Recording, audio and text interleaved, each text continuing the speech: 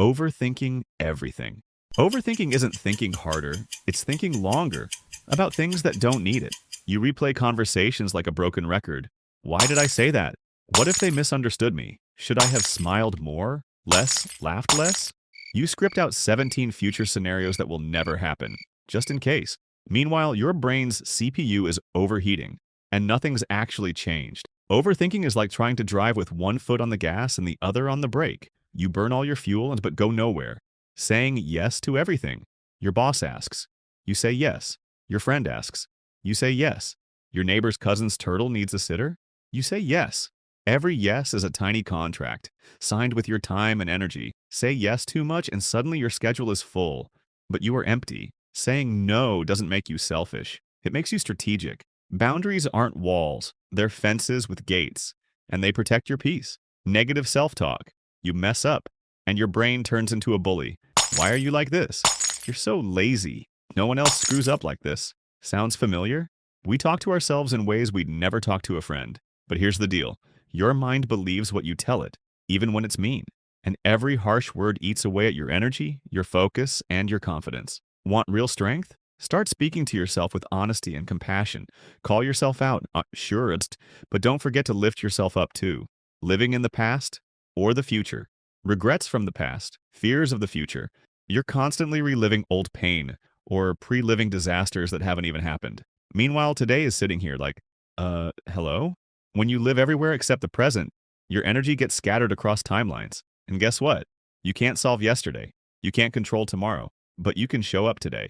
The now is where your power is. Don't miss it. Bottling up emotions. I'm fine. It's whatever. Not a big deal. These phrases are emotional duct tape. You're not okay, but you keep sealing the cracks. Until one day, something tiny, like your Wi-Fi glitching, sends you into full breakdown mode. That's what happens when you bottle emotions. You don't delete them.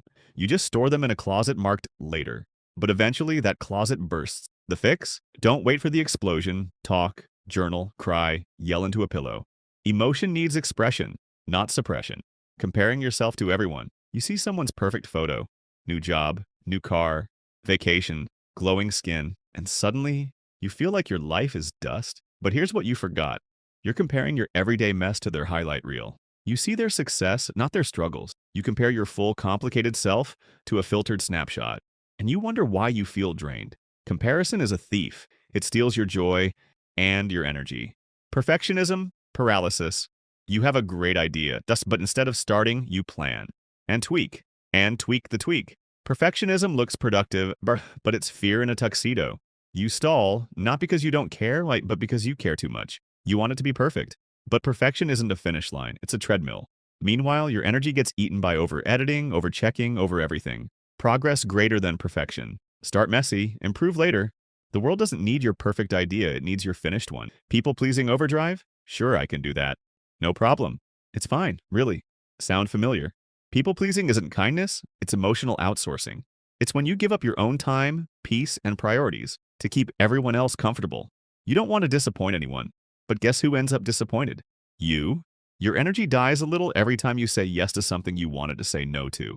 Real kindness doesn't mean sacrificing yourself, it means showing up honestly, even when that means setting boundaries.